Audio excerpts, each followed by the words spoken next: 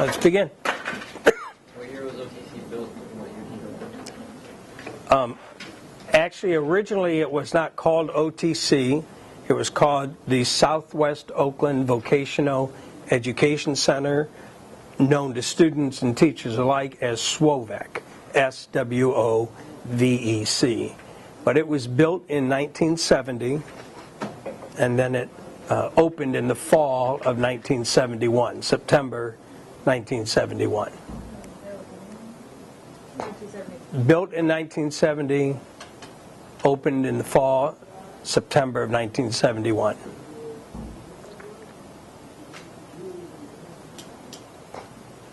Okay. How many cluster programs were offered when the school first opened? How many were added / removed since its beginning? Originally, there weren't clusters. Originally, they were just known as classes, and there were about 19 different classes. Since that time, 3 of those classes have been added, 3 of those classes have been removed. They didn't become clusters till about 2001. So, for instance, transportation is a cluster now, of which there are 3 classes: auto tech, heavy equipment, and collision. Those used to be just 3 different classes. They weren't known as a cluster, and they weren't even necessarily next to each other. How many students were enrolled when the school first opened? How many students are there today? And has enrollment stayed consistent over the years? Why or why not? Originally, there were about 800 students, give or take 50, and that the reason I have that variable is drops and adds of classes. And today there's about 700. Has it stayed consistent? At one time we had as many as 1,000 and as few as 600. So you decide whether that's consistent, over the years.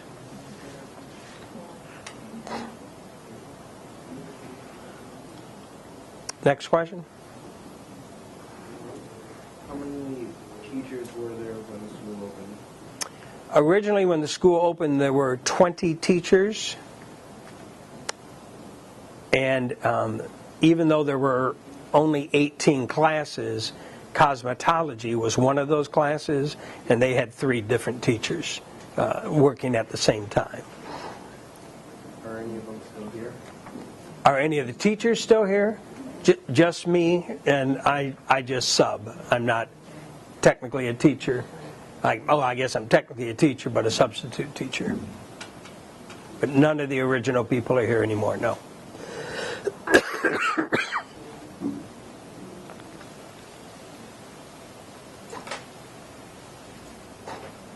Next.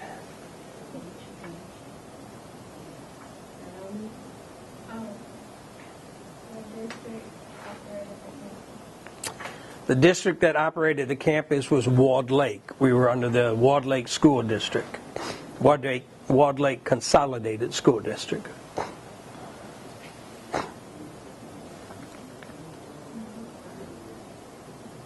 Does that district still operate the campus?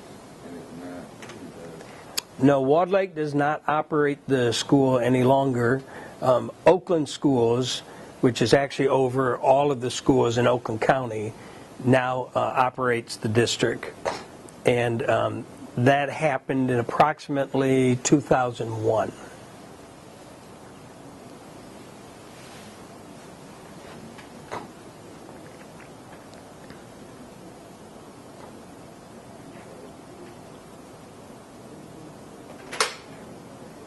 Next question.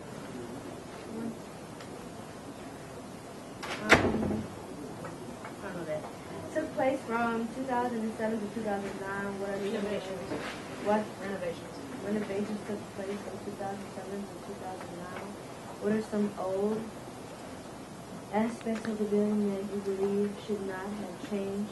What changes have been for the better? Okay, actually the question is wrong. There actually were renovations that took place in 1980. The school, as you know it today, if you If you see that door that goes into culinary, that actually went outside. That was the end of the building. This whole wing, the wing we're sitting in, and transportation, and the custodial staff, and the restrooms, and were not here. So originally that's where the building actually ended. That happened in 1980. Then, correctly stated, in 2007 to 2009, then the other renovations took place.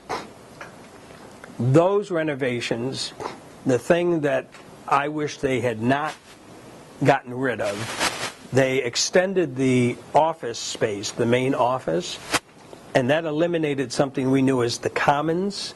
And the Commons was an area where students and teachers alike could go for their breaks. Originally there were 10-minute breaks for every class, and during those 10-minute breaks there was a snack bar open, and students got to talk to other students from other classes.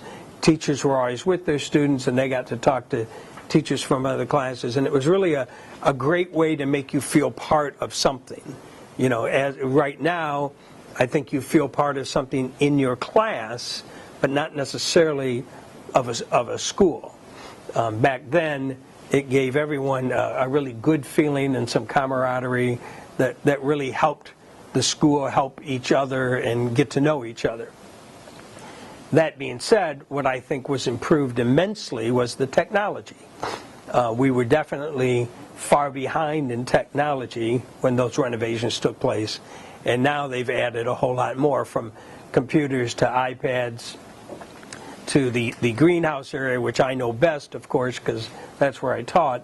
They have hydroponic lights and timers and mist systems, and that helped a lot in there for updating what was going on.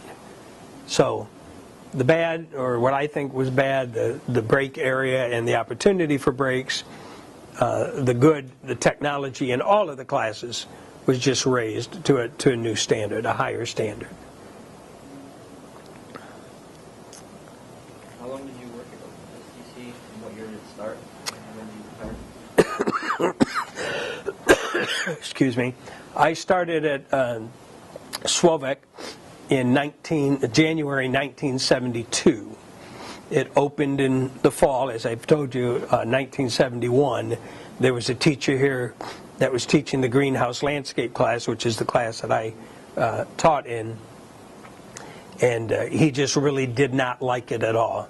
He was about 55 years old. He had worked at a feed store and just kind of behind a counter, and he didn't interact with students very well and just didn't like it. So he resigned, and so I came in January 1972.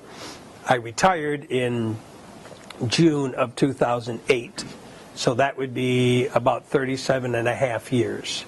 I actually taught longer than that because we had something back then called summer school, and we had extended day. Extended day was students that couldn't fit into their schedule the opportunity to come here but wanted to learn, so they would come from 2:30 to 5. 2:30 to 5.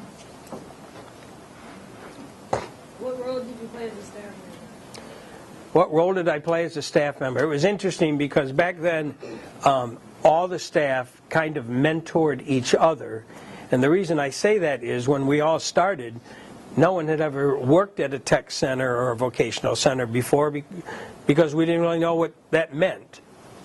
So we helped each other, and in doing so, that gave us a great opportunity to work together. So the role I played was, I was a family member of part of a family, and the staff felt that way, the administrations felt that way, the students felt that way. It was really a very fun time. We had a lot of fun learning.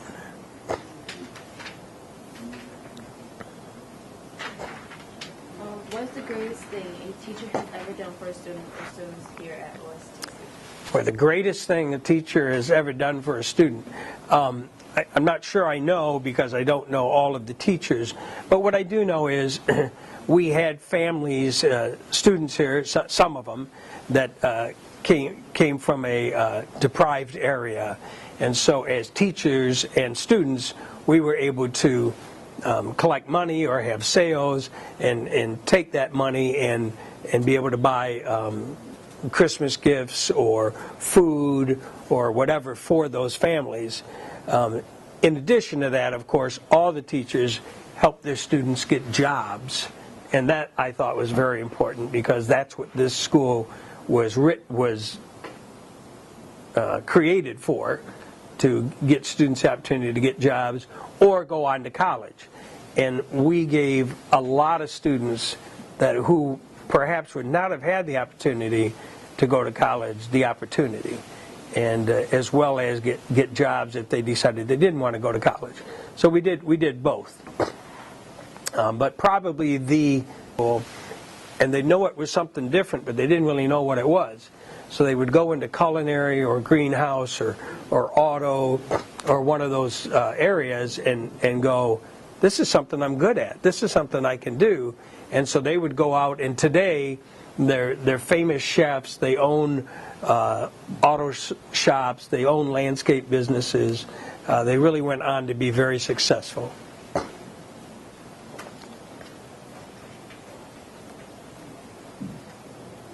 What is the greatest accomplishment of one of these students?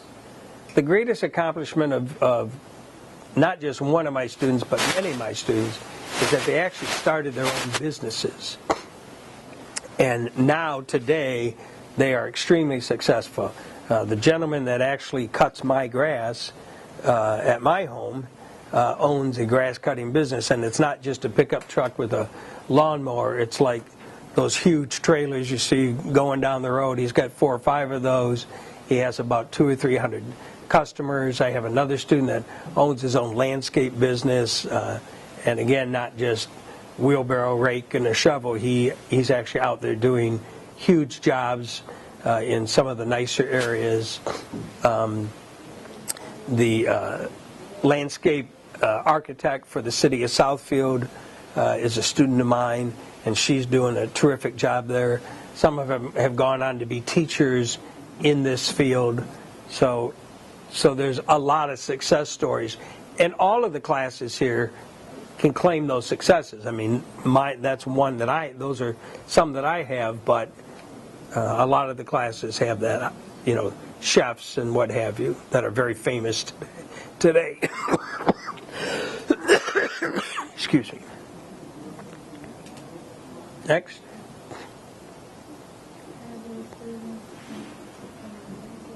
I'm sorry, I can't hear you. What? Have these students communicated with you once they become established? Have the students communicated with me once they became established? Not only have they communicated, they've come back and been guest speakers. They've hired a lot of my students. Yes, it's been a very good communication with my past students to this day. I work with a lot of them in the field. I now do landscape consulting, and almost all of the people that I recommend were students of mine at one time, because now they own their own businesses.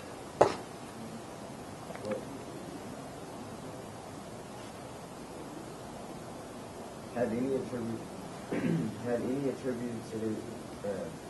attributed their success to OSTC or the Yes, but probably all of them would say that had it not been for this school, they would not have that business. That gives me a little credit, I guess, because obviously I was their teacher, but I think it was the opportunity to come here. Had there been another good teacher, perhaps they would attribute that to them, but some of them I consider friends even today. What are the biggest changes you've seen in teenagers during your career?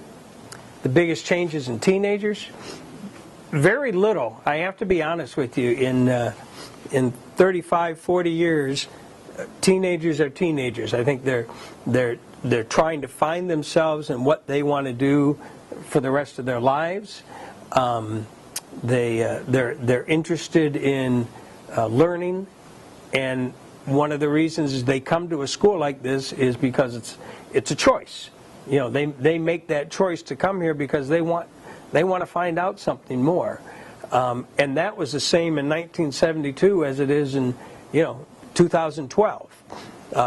So the changes are music and styles and those kinds of things, of course, have changed over the years. But as far as the person, I always like to say that I taught people, I didn't teach a class.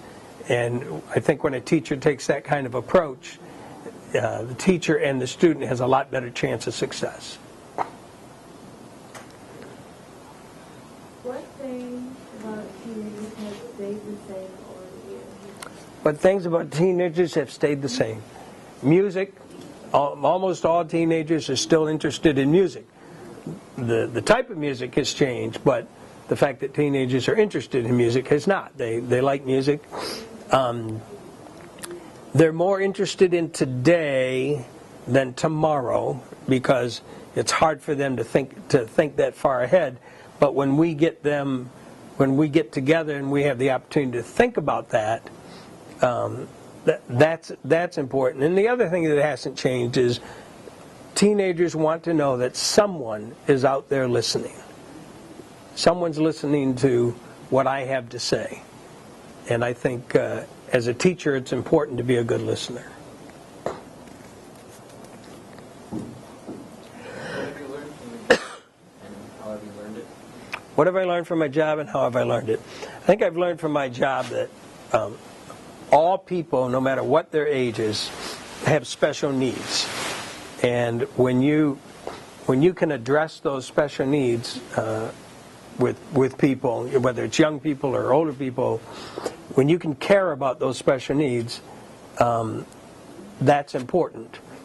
And I think just showing up and working together is kind of how I found that, how I discovered that.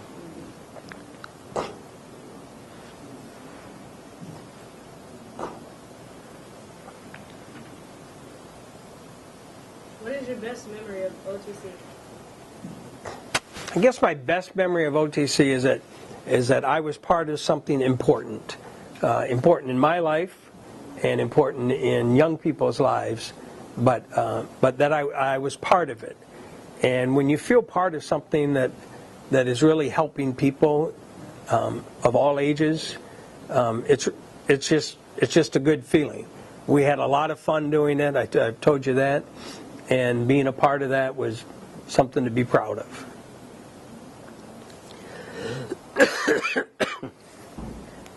Reflect on some things that OSTC has done that shows it makes a difference for our community. The things that OTC has done that make it important to the community is tremendous. I couldn't count them all, but a couple of suggestions are in the medical fields. The students get to go out there and work in some of the senior citizen homes, work in some of the doctor's offices, work in some of the hospitals, and that's certainly great for the community. In my class, the class that I taught, and even today, are their plant sales and the landscape and the things they do in that respect have always been open to the public, and that brings the public in, and they see that young people are doing some pretty great things, and that's good for the community. In culinary, we used to do a whole lot of catering. They actually used to do all of the school lunches for all of the elementary schools in Walled Lake. So that was huge. In the transportation clusters, helping people get their cars fixed for a minimal amount of money, whether it's a student or someone in the public, is certainly very beneficial. Visual imaging has a great program that they can help people with all things visual. They get involved in the auto show. That's certainly community related. And I could go on and on. I can't name them all, but all of the classes here and all of the clusters here have really been big for the community. We used to have cosmetology here, so we'd have people coming in all the time, and the lunchroom was open, and we'd feed them, and they'd come down and see the plants and the flowers, and they would just marvel about what a great place this was. And if I had a nickel for every time I heard, I wish I'd have had this when I was in school, I'd be a very rich man. So, Is that it? Okay, thank you.